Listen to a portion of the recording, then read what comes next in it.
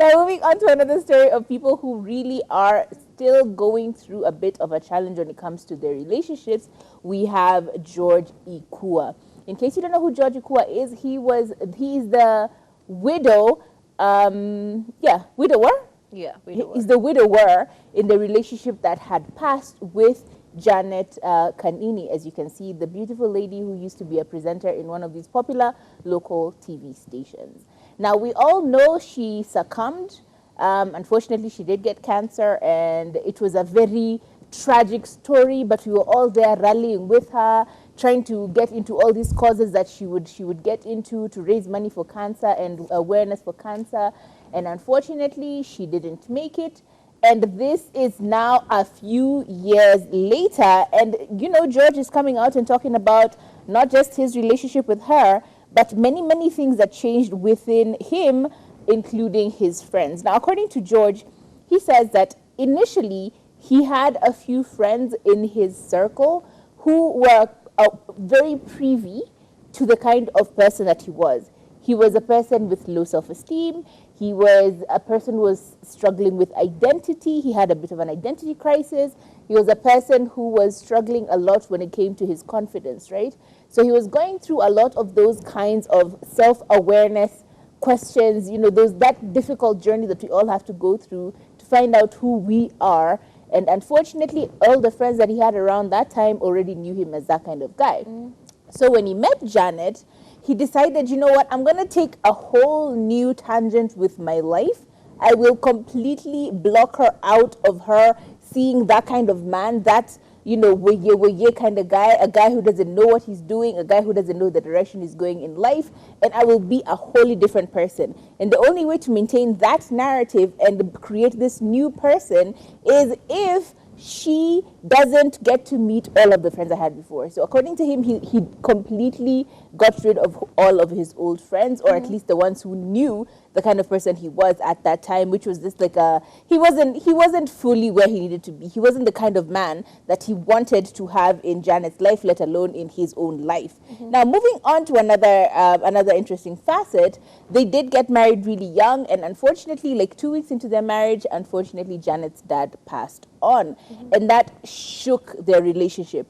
He says that he was actually the kind of guy who was like cute, you know, he would like be the man in the relationship who's taking care of things, but not necessarily being a supportive husband. Like, he didn't know how to take care of someone when they're going through a tough time. And this is a loss that has happened very early on in their relationship. So he says that the marriage during the first year was actually not a bed of roses.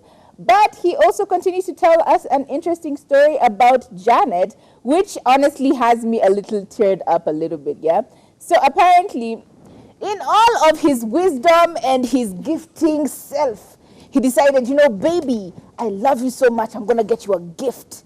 And the man goes out and buys her a car.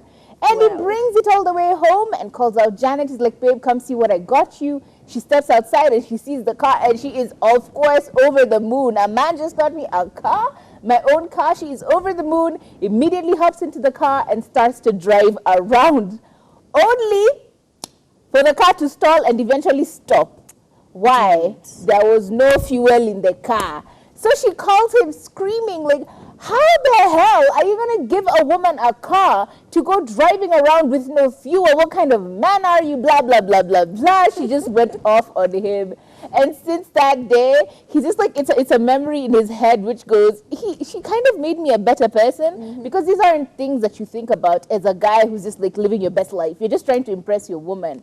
And even more so, he continued to talk about some of the other struggles that they went through in their relationship and how strong she was of a person that she'd still be able to turn up to work and create a bold face and then go back home and not talk to him. Like, she's just like, I'm over this man, I'm not going to talk to him. They're not talking, but the next day goes into work and again looks strong. It is honestly so cool, this relationship of theirs.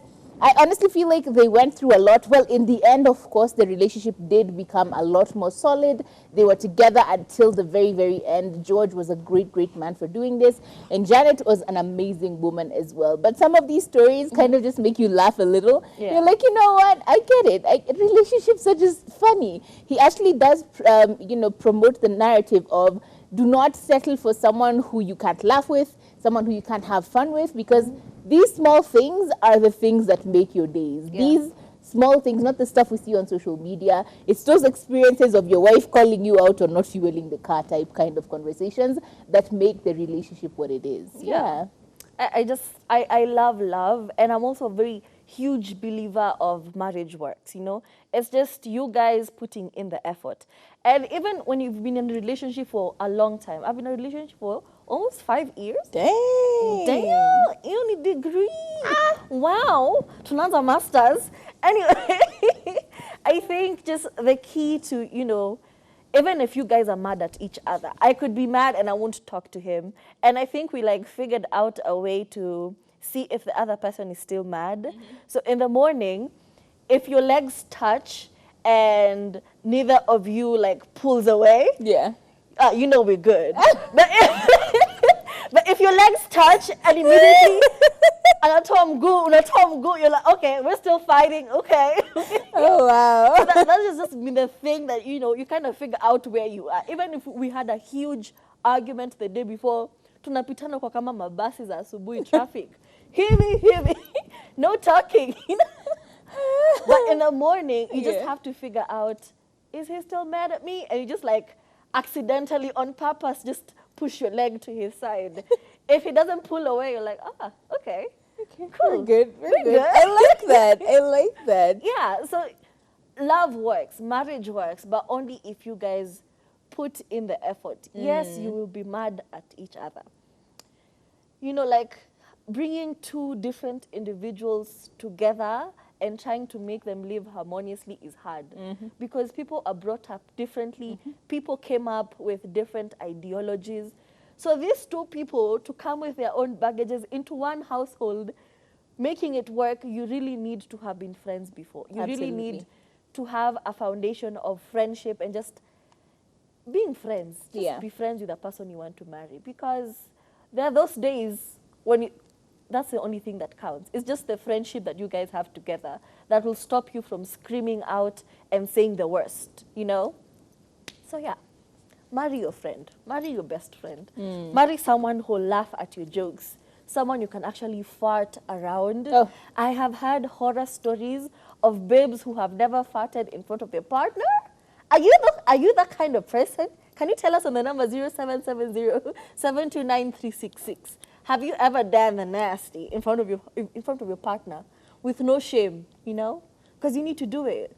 If you know who will, you know, somebody else will. So you need to start doing it.